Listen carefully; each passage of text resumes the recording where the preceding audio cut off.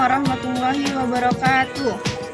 Waalaikumsalam warahmatullahi wabarakatuh. Iya, apa kabar anak-anak? Baik. Alhamdulillah. Selalu jaga kesehatan ya dengan menerapkan protokol kesehatan. Dan anak-anak juga di rumah jangan lupa belajar membaca buku literasi, oke? Nah, sekarang kita membahas materi tentang tema 8, subtema 3, pembelajaran 2. Nah, sebelum pembelajaran dimulai, anak-anak membaca tata tertib selama pembelajaran. Ya? Sudah dibaca? Sudah. Sebelum belajar, marilah kita awali dengan membaca doa terlebih dahulu dengan dipimpin oleh Raihan. Ayo Raihan, kita berdoa dulu. Doa mulai. Bismillahirrahmanirrahim. Alhamdulillahirabbil alamin. Arrahmanirrahim. Maliki yaumiddin. Iyyaka na'budu wa iyyaka nasta'in. Ihdinas siratal mustaqim. Siratal ladzina an'amta 'alaihim ghairil maghdubi 'alaihim waladdallin. Tata tertib yang kedua, selama pembelajaran anak-anak mematikan mikrofon dulu ya. Ya. Ibu ingin menjelaskan materinya. Jadi anak-anak, kamu mendengarkan tentang penjelasan ibu ya. Ya, Bu. Nah, ini ada pesan orang tua. Lanjut. Kompetisi yang akan kita pelajari hari ini yaitu matematika dan SBDP. Matematika kita menjelaskan data diri, peserta didik dan lingkungannya. Nah, ini kompetisi dasarnya ya, atau yaitu yang disebut statistika. Apa sih statistika itu? Yaitu penyajian data dan pengolahan data. Nah, nanti kita belajar ini. Kemudian SBDP. SBDP kita mengenali karakteristik gambar dan bentuk 3 dimensi. Ya. Nah, selanjutnya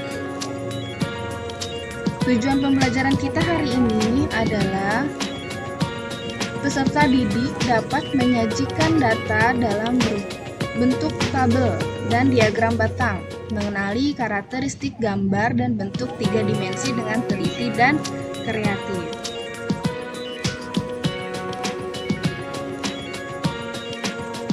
Anak-anak sudah siap belajar hari ini. Nah, tadi sebelum belajar pasti anak-anak sudah mencuci tangan kan? Dan tadi kita juga sudah memulai dengan membaca doa. Kalau ada anak-anak yang merasa kesulitan, mintalah bantuan kepada ayah dan bunda yang selalu mendampingi anak-anak belajar.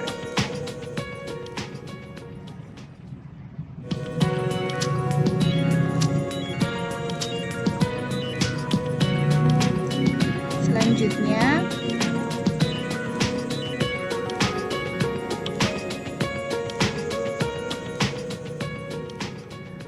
nah, coba perhatikan benda-benda yang ada di sekelilingmu.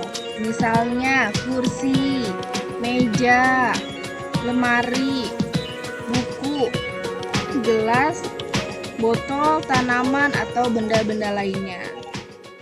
Kamu berpikir tentang benda-benda tersebut. Misalnya, bahwa benda-benda tersebut itu memiliki bentuk dasar geometris 3 dimensi. Seperti balok, kerucut, kubus, bola, dan tabung. Pasti kalian sudah pada melihat bentuk-bentuk seperti itu kan? Apalagi yang laki-laki hobinya bermain bola. Nah, itu juga termasuk 3 dimensi. Nah, nanti ada jenis-jenis 3 dimensi. Selanjutnya, apa yang dimaksud dengan gambar? gambar 3 dimensi. Nah, gambar 3 dimensi itu cara menggambar suatu objek berupa benda mati, flora, fauna, manusia, dan alam sekitar dengan cara meniru objek sehingga menghasilkan kemiripan atau menyerupai seperti aslinya. Disebut 3 dimensi karena gambar terlihat seolah-olah memiliki panjang, lebar, dan tinggi, dan volume. Nah, itu gambar 3 dimensi. Kamu pasti sering melihat gambar, kok bisa terlihat seperti aslinya ya? Nah, karena dia mempunyai panjang, terus terlihat berisi atau bervolume. Itu disebut contoh gambar 3 dimensi. Nah, selanjutnya jenis-jenis gambar 3 dimensi itu dibagi 3. Kubistis, silindris, dan bebas. Apa sih yang dimaksud kubistis? Gambar bentuk benda kubistis itu gambar dengan bentuk dasar menyerupai bangun kubus atau balok. Misalnya meja, kursi, kotak pensil, kulkas, dan benda-benda lain yang berbentuk kubistis. Gambar bentuk benda silindris. Nah, yang kedua ini dasar menyerupai silinder atau tabung. Kamu pasti sudah melihat tabung atau drum. Nah, itu adalah gambar bentuk benda silindris. Dia mempunyai isi. Bisa diisi dengan air, minyak. Nah, nih gambarnya ada botol, gelas, drum minyak, dan benda-benda lain yang menyerupai silinder atau tabung. Selanjutnya, gambar bentuk benda bebas, yaitu bentuknya tidak beraturan atau merupakan gabungan antara benda kubistis dan silindris. Misalnya buah-buahan, batu-batuan, pohon, dan masih banyak lagi. Seperti gunung, langit. Nah, itu juga bentuk benda bebas. Ya, tapi kalau buah ini bisa terlihat antara perpaduan dari gambar silindris dan gambar kubistis. Ya. Pelajaran SBDP tentang gambar 3 dimensi sudah paham anak-anak? Sudah ya. Ada yang mau bertanya? Bu. Oke, selanjutnya kita membahas materi matematika ya, tentang statistika. Oke, boleh dimatikan lagi mikrofonnya.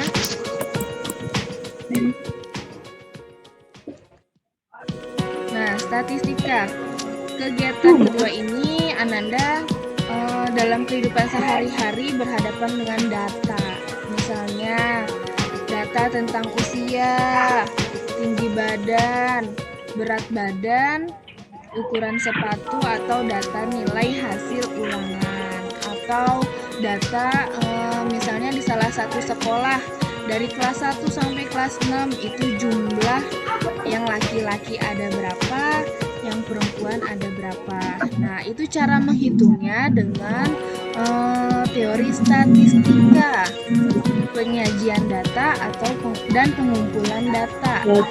Nah, nanti anak-anak belajar seperti itu. Menerangkan pengumpulan data itu adalah keterangan yang benar dan nyata. Ya, tidak bisa dibuat-buat. Datanya harus benar-benar sesuai dengan yang dihitung. Ya. Nah, pengumpulan data ini ada 2 caranya. Pengumpulan data secara langsung dan juga secara isian. Nah, kita bahas tentang pengumpulan data secara langsung. Pengumpulan data secara langsung dilakukan untuk data sederhana dan dapat dilakukan sendiri. Misalnya, pengumpulan data jarak rumah ke sekolah dari 20 orang. Kalau hanya satu orang bisa gak Bu Guru? Nggak bisa. Kalau hanya satu orang, kita bagaimana mau menghitungnya? Ya kan? Karena ya sudah datanya hanya satu. Kecuali ada 5 orang, 6 orang, 3 orang juga bisa. Nah, itu bisa kita hitung. Banyak ya pengumpulan data itu, contohnya mengukur jarak rumah ke sekolah, tinggi badan, ukuran sepatu.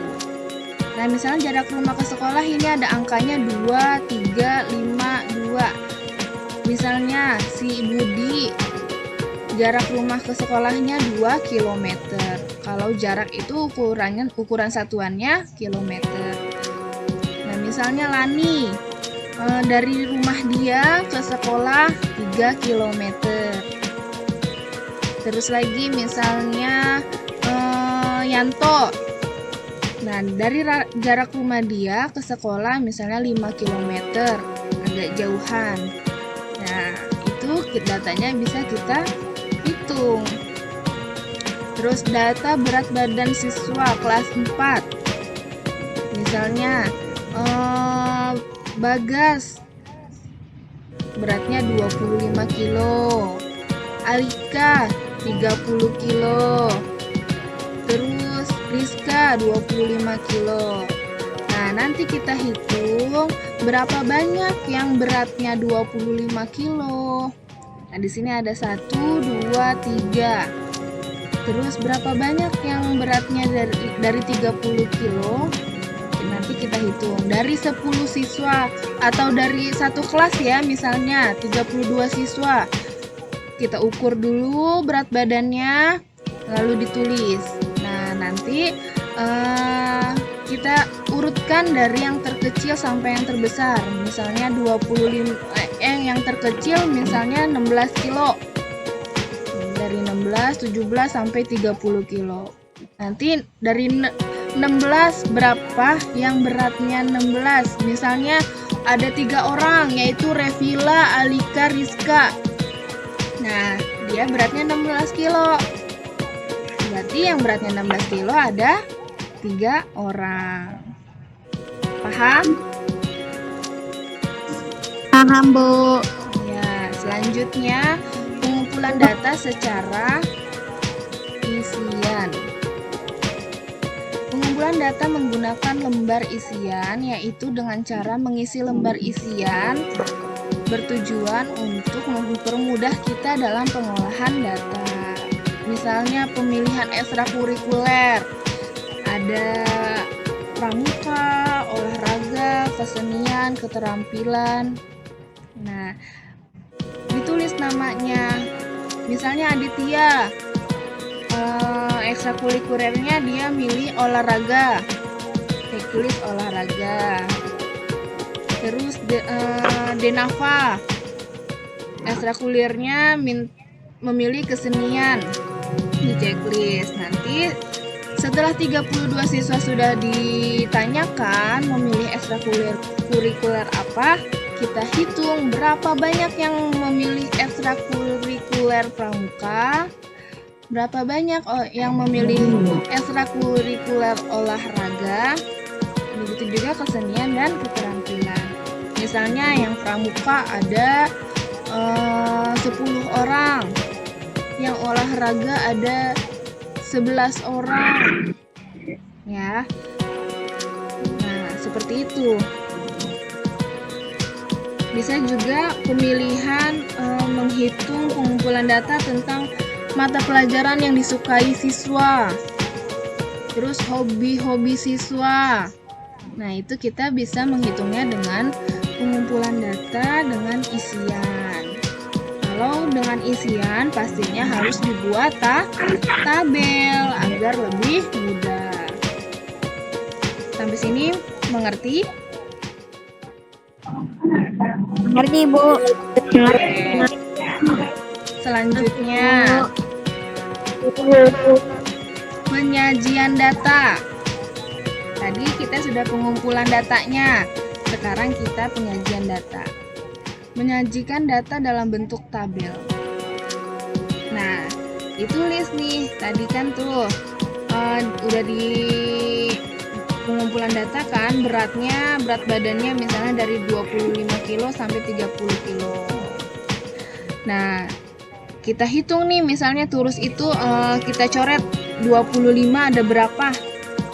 Kita tulis saja 1, terus ada lagi 25. Coret 1 gitu. Nah, berarti ada berapa yang berat badannya 25? Ada 2. Tulis dia 2. Terus yang berat badannya 26. Ada berapa? 3. Tulis 3. Nah, setelah sudah dihitung sampai 30, nanti frekuensinya kita jumlah. Sesuai tidak datanya dengan pengumpulan data yang tadi sudah dikumpulkan. Gitu. Paham? Paham, Bu. Dalam bentuk diagram batang. Kita tulis dulu kelas 1 sampai kelas 6. Terus yang sudah diukur tadi berat badannya dari 25 kilo sampai 40 kilo. Kita tulis di bawahnya di garis horizontal dan garis vertikal. Tulis kelas 1 sampai kelas 6. Lalu berat badannya tadi frekuensinya 10 sampai 40. Nah, kelas 1 25. Nah, ini dia 25. Kelas 2 20 kilo. Kelas 3 Ya. 40. Kelas 3 40, kelas 4 35, kelas 5 30 dan kelas 6 28. Seperti ini. Nah, ini namanya diagram batang. Paham anak-anak? Paham, Bu. Boleh dinyalakan mikrofonnya lagi? Paham, Bu. Kamu Ada yang mau bertanya? tidak, Bu. Lah, Bu. Sudah? Ya, Bu. Nah, kesimpulan belajar kita hari ini mengetahui gambar 3 dimensi, terus menyajikan data beserta DE. Oke anak-anak, sudah paham semuanya? Coba Ibu mau dengar ada yang mau bertanya atau tidak? Siapa tuh? Jenal mau bertanya?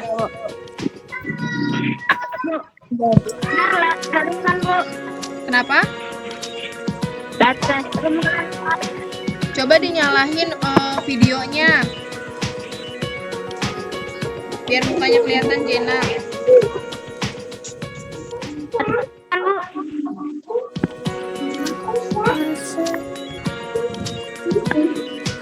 Jenal mau tanya apa? Lewat kelas.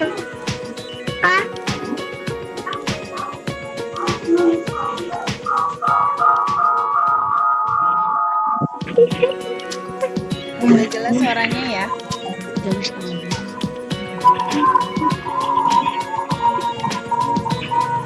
Yaudah, oke. Hari ini kita belajar tentang gambar 3 dimensi dan penyajian data ya. Nanti selanjutnya, materi selanjutnya akan Ibu berikan. Insya Allah anak-anak tetap semangat belajarnya ya. Dan jangan lupa menjaga kesehatan dengan patuhi protokol kesehatan dan makan, minum vitamin. Jangan banyak main boleh, tapi belajar itu yang pertama, karena belajar itu adalah kewajiban.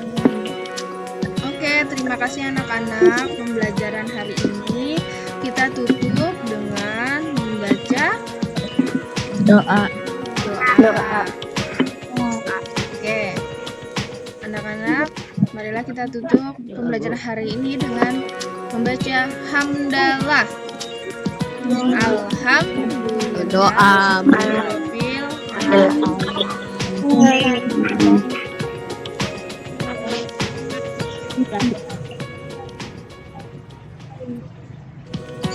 Oke. Sudah anak-anak boleh keluar. Oke, Bu. Oke, Bu. Assalamualaikum, Bu. Salam.